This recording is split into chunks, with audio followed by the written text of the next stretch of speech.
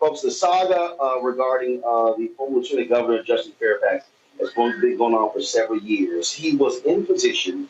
He was in position to lead the state of Virginia, being the person who was going to be at the top of the ticket. Yet he was then accused of sexual assault. Then it became two cases of sexual assault, and then that was what caused his career to be derailed. Although he remained in office, he remained in office, folks, he could not recover from that. And so he has been fighting these charges. The FBI is investigating whether or not someone investigating the allegations behind him. He had been calling for this for quite some time. Now, what he has done further is he is now filing a $35 million lawsuit against New York Public Radio after they aired an interview calling him a rapist. This is his first interview since filing that lawsuit. And we're now joined by the former Lieutenant Governor of Virginia, Justin Fairfax. First of all, Justin, glad to have you back on the show. Thank you so much, Roland. It's great to be with you. And I think we're going to be live in video in a little bit, but it's so great to be with you. Okay. And of course, we always do full disclosure. Justin is a member of Alpha Phi Alpha, so am I. He's also a member of Beta Nu, Sigma Pi Phi fraternity, the Boulay. I'm in the same chapter, and so it's always important to have full disclosure. So tell us this. Why are you now filing this lawsuit? What is the most recent thing that happened? Yeah, Roland. Well, right now we're at a point where we're finishing the process of fully clearing my name. As you know, for the past 3.5 years, unfortunately, we have been going through a tremendous smear campaign, and we've had a lot of things that have been said about us that have been untrue, a lot of false statements that have been made, defamatory statements. And, you know, it's unfortunate because it's all been part of politics. It's all been about things that people wanted to achieve to try to block me from being governor back in 2019 and to do some other fairly nefarious things. And what we said is we're always going to stick to the truth. We're always going to focus on the people of Virginia. And that's really what has kept us going forward. And so now what you're seeing is this smear campaign really unravel in so many ways. As you have seen investigations start to happen by the FBI, you're now seeing legal action reports, and so many people rush to judgment on this. And that was something that was really incredibly unfortunate. And we're now seeing the results of that. And I think we need to now take a step back, and people can now see the danger of rushing to judgment, the danger of assuming, the danger of allowing people to make these claims with no evidence and demand immediate punishment results. And now the truth has come out that these things were false from the beginning and they were politically motivated. I think Virginians and Americans really want that reckoning with the truth, and that's what we're focused on. Now, again, the lawsuit specifically is naming New York Public Radio. What happened there? Was there an interview that was done with one of your accusers? Yes, a little over a year ago, there was an interview on New York Public Radio. And again, there were some tremendously defamatory statements that were made, provably false statements. And also, there had been some previous court rulings by the Fourth Circuit and by the Eastern District of Virginia, where they clearly said that if these things, which were known at the time, were not put forward, these exonerating pieces of evidence were not put forward at the same time that these false allegations were raised again, then you would have actual malice, which is what the standard is for public figures, and then you can proceed with the defamation action. So, this broadcast went on, totally eviscerated the Fourth Circuit's decision and guidance that continue to carry out the defamatory smear campaign. And so we want to really make sure that we're not only holding people accountable for what they've done here, but I don't want this to be done to anyone else. No one in America has to be subject to this kind of a smear campaign, to not be given due process, not to clear their name. For 3.5 years this has gone on, and it's been 3.5 years too long. And I want to make sure that this does not happen to anyone else. Now, again, there were two allegations. One with regards to something happening at the Democratic National Convention in Boston. That was in 2004. And then the second allegation alleged that you raped a woman at Duke University.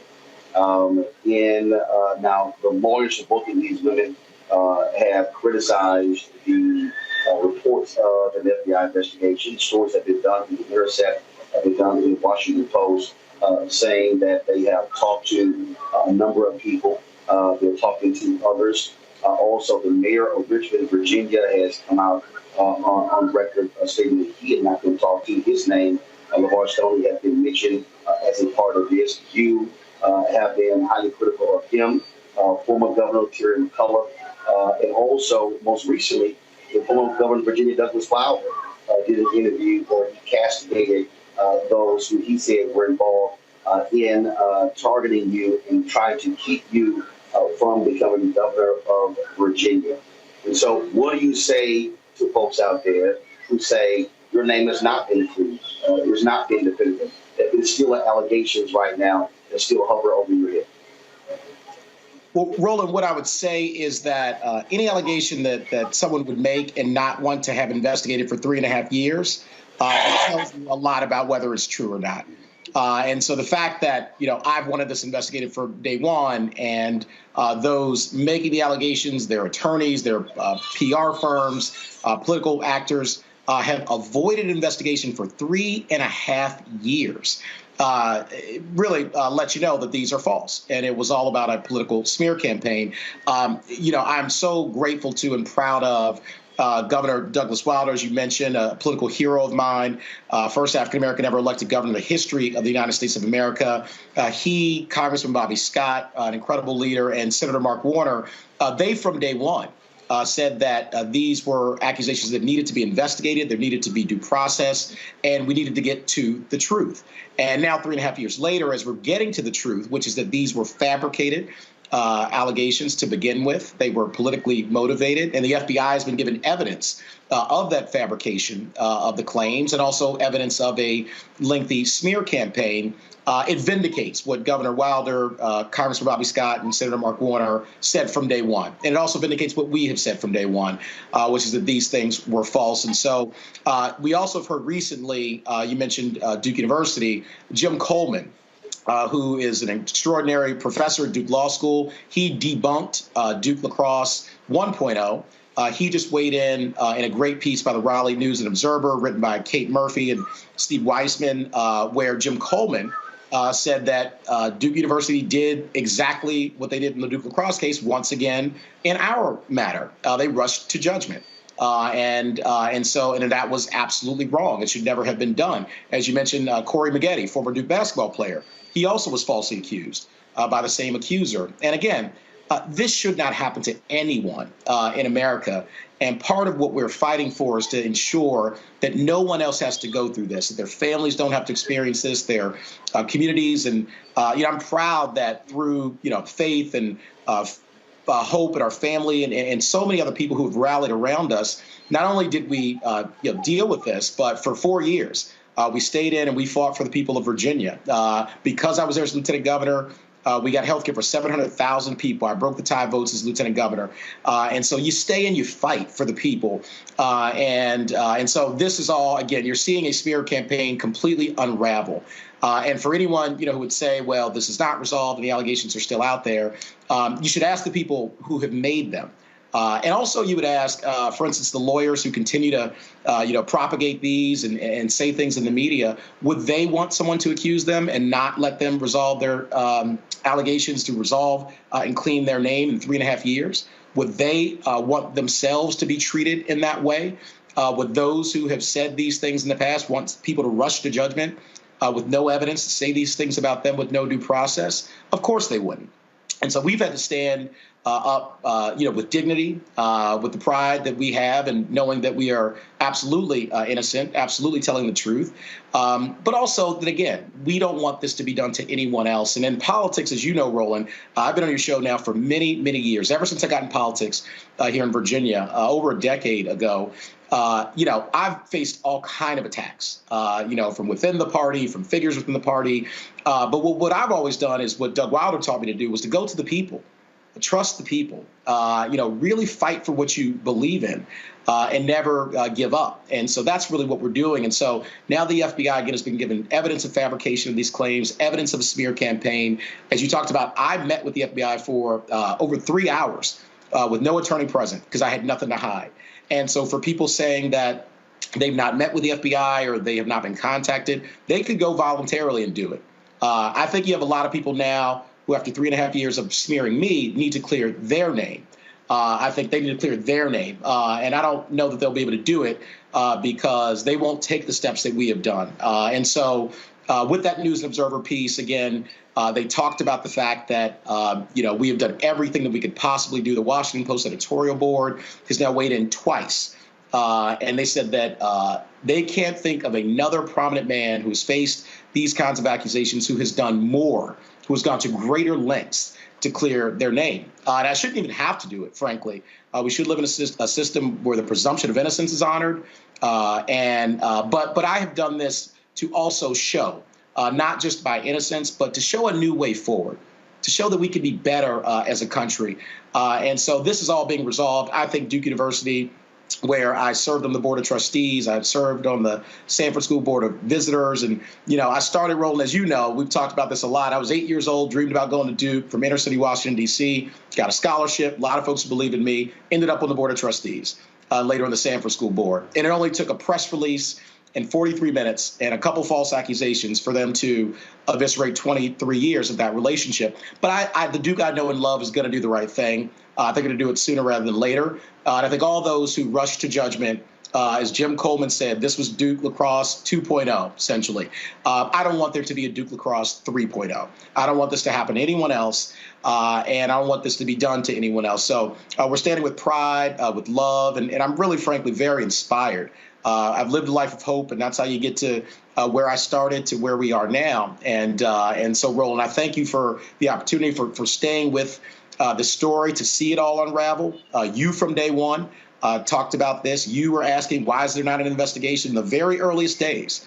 And now 3.5 years later, you're asking the same question because these allegations were fabricated, because they were false. They're looking for evidence of something that never happened. And so we are clearing our name, but more importantly, taking us to higher ground as a Commonwealth and as a country. You talk about 3.5 years, talk about the rush to judgment. You've been critical of the former Governor Terry McAuliffe, saying that literally, was it 3 minutes after the allegation came out, right, there were tweets calling for you to resign, and there have been others as well. We've now seen people, some Democrats who called for Al Franken to resign. They've walked that back as well. They said that was a rush to judgment. So talk about that, because when we talk about this smear campaign, you laid out this theory as to what this smear campaign has been. What has it been? You're accusing a mayor of a city and a former governor of being involved in trying to keep you out of the governor's mansion, and they were successful in doing so, in that you failed to win a Democratic nomination for governor when you came up. Right. Well, Roland, it's pretty well documented, and there's so much evidence to support this. And again, as you mentioned, Governor McAuliffe, 3 minutes after a press release, called for my immediate resignation. He had no facts. He had no evidence. To my knowledge, didn't know these accusers or the accusations, unless there's something that we don't know. He maybe knew it in advance. I don't know. But if he didn't know it in advance, then do you really want to have someone, as Governor Wilder said, in charge of the Commonwealth of Virginia, who in 3 minutes can attempt to destroy someone's entire career with no information and no evidence, no basis? I wouldn't want that for anyone, including him. And so I think that we've got to get to a better and a different place. And you mentioned the mayor of Richmond, who's very close to the former governor politically for many, many years. Again, there's been well-documented links and ties between him and actually really both accusers, actually. There's evidence that's been presented. And so, what are the odds? I've never been accused in 40 years of jaywalking. And then, minutes before I might be elevated to the governorship, these out of the blue, totally uncorroborated accusations are then leveled. And then there are connections between the two accusers and the mayor of Richmond, who is then connected to the former governor, who then runs again for that office. It was pretty obvious from day one, and there's even more that's not even yet known to the public in terms of evidence of the smear campaign. And again, that's why I was very happy to meet with the FBI for 3 hours with no attorney. And I would ask anyone who weighs in on this, particularly if they're making the accusations or wanting to propagate them, are they willing to go and meet with the FBI for 3 hours with no attorney? I bet you won't get too many takers because I was telling the truth, and I was also very happy to get this resolved. And so we've done everything, as the Washington Post has said. We've called for the DAs. There's no known investigations. The News Observer reported just the other day. We have filed civil lawsuits to get everyone under oath. No one's filed them against me, and I'd be happy to be in court to get these things under oath. And of course, now the FBI being involved, and Duke University, you mentioned, where this incredibly serious allegation was made with no evidence, and as it turns out, there's proof that it's false. And proof that the same accuser has also accused Corey Maggette, former Duke basketball star and NBA star, who was also innocent. And so how many people does one person get to falsely accuse before we stand back and say this is wrong and it needs to be rectified? And certainly in the Duke lacrosse case, Duke, when they understood that there was no evidence that these were the wrong things to do, to just allow these hoaxes to go on, that these were really not only endangering people's health and well-being and safety and lives, but their futures and our rule of law. Duke stepped up to the plate. Former President Richard Broadhead, who I know very well and have gotten to really come to admire, he had moral courage, and he stood up. And he talks about the danger of prejudgment. He said that the scariest thing about Duke lacrosse was that there was instant moral certainty when the facts were not yet at all established. And so Duke, within minutes of a press release, after 23 years of my relationship with them, starting as a freshman, all the way up to my time on the Board of Trustees at Duke, being elected as the only student in the entire student body that year to the Board of Trustees and the undergraduate students, being the graduation speaker in 2000, to then it only take a press release with false accusations with no evidence to then make that kind of a rash decision. It shows that the lessons of Duke Lacrosse 1.0 were not learned. But I've been willing to fight for 3.5 years through Duke Lacrosse 2.0 because I do not want there to be a Duke Lacrosse 3.0. And I think that's really, where we are. I mean, you've got to fight for the next generation. And that's what we're here for. And you mentioned those no criminal investigations in the two locations where the allegations took place. There were black female DAs in both cities. One there's still one there in Durham. Right. There was a black female DA in Boston. She now the U.S. attorney. And the question that I have always asked is that if someone wants justice, and those two black female DAs have said, if someone files a complaint with us, we are going to investigate this case. To your knowledge, has a complaint ever been filed in Boston or in Durham by your two accusers? To my knowledge, Roland, no complaint has ever been filed. And I'll take it one step further. As you know, we reached out. If I could have filed a complaint on myself, I would have done it because I would have at least initiated an investigation, started due process, and this smear campaign would have unraveled 3.5 years ago. And so, again, it's been very intentional, this effort to avoid any investigation of any kind. And what's also fascinating is the hypocrisy. The attorneys, very high profile, multi-million-dollar attorneys for these accusers, Deborah Katz and Nancy Erica Smith, they have vociferously called for investigations in other very similar cases. During the Supreme Court hearings with Justice Kavanaugh, they begged for the FBI to be involved and said, asked, why don't you want the FBI involved? Why don't you want this investigated? Why won't you take a lie detector test? And then months later, when these accusations were made by these attorneys against me, these false accusations, they all of a sudden do a complete 180 and don't want any of that. They want no investigations. They want no FBI. They want no lie detector tests. And as you know, I took and passed 2 lie detector tests, took them voluntarily. And in fact, I took them from the exact same ex-FBI agent that Deborah Katz hired to test Dr. Christine Blasey Ford. And so it's the rules change, right? It's because the goal was not the truth on their end. The goal was to smear me, right? The goal was to block me from the governorship in an emergency situation, in case of emergency, breakout smear campaign. And that's what this was. And I knew that from day one. But I really do think that there is something far bigger and more important going on here. And so even as we clear, my name and my family's name, I think there's something so much bigger and more important going on here. I think that we are reestablishing in this country the importance of due process, the importance of the rule of law, the importance of elevating our politics. You think a lot of people would not have been able to survive this kind of an onslaught, but I survived it with a few basic things. Number 1, the truth. Number 2, faith. Number 3, family. And number 4, my love of the people of the Commonwealth of Virginia.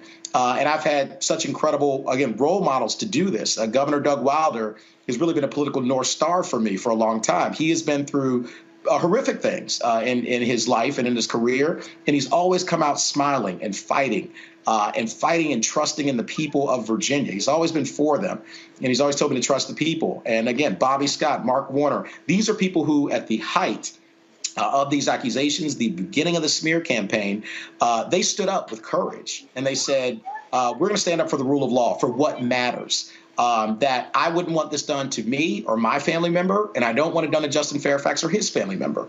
I wouldn't want this done to Terry McAuliffe or to the mayor of Richmond. I wouldn't want someone to come out with a piece of paper and 3 minutes later call for their resignation and for them to, lose everything that they've ever worked for.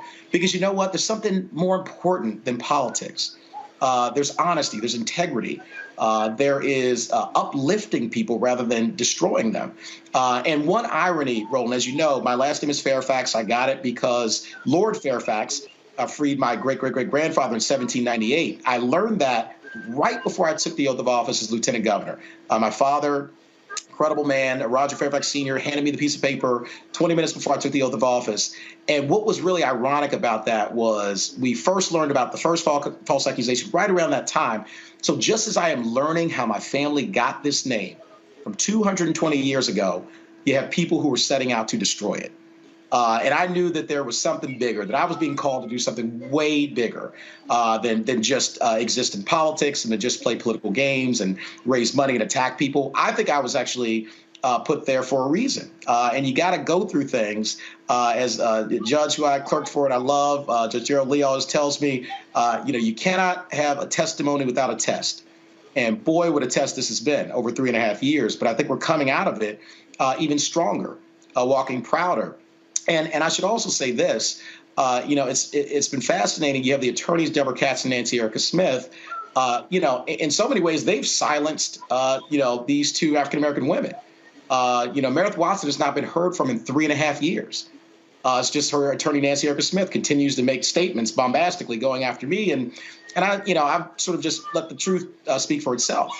And so the more they talk, the more they attack me. I think it just reminds people not only that these were baseless accusations and not true and a smear campaign, but I think it also reminds people that, you know what, it's worth fighting for when you believe in something, when you believe in the people, when you're in this for the right reasons.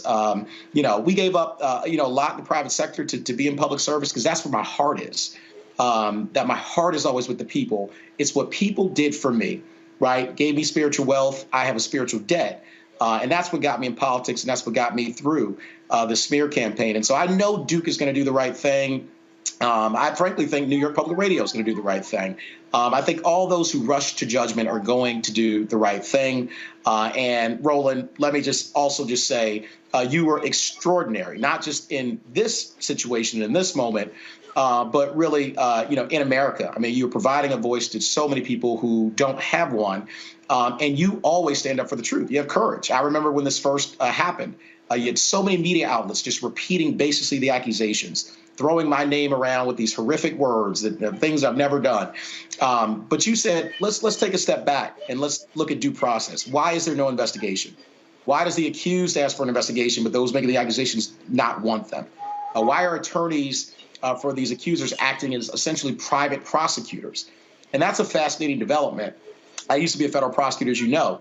They want all the consequential powers of being a prosecutor and none of the responsibilities, right? As a prosecutor, you are out to do justice, about fairness. If you get evidence that something did not happen, you get exonerating evidence, you put that forward.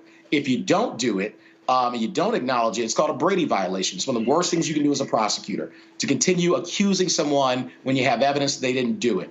And so, again, we're seeing this. They like to indict you with a press release, right? Rather than a grand jury, let me dash out an email to the press, get a headline, and that's your indictment, right? No due process. They will convict you with a headline. So, Roland, thank you for standing up, and God bless you. This is all unraveling, and I think it's going to take us to higher ground.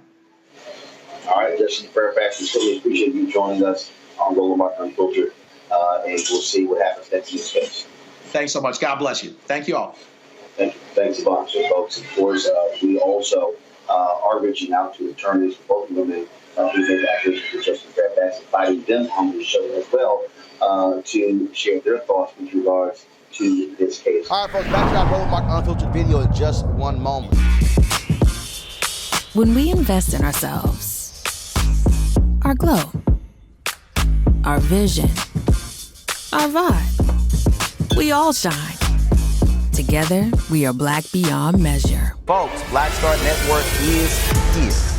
Oh, no punches! I'm real revolutionary right now. Support this man, Black Media. He makes sure that our stories are told. Thank you for being the voice of Black America, Roland. Stay black. I love y'all. All momentum we have now, we have to keep this going. The video looks phenomenal. See, this difference between Black Star Network and Black-owned media and something like CNN. You can't be Black-owned media and be scared. It's time to be smart. Bring your eyeballs home. You dig?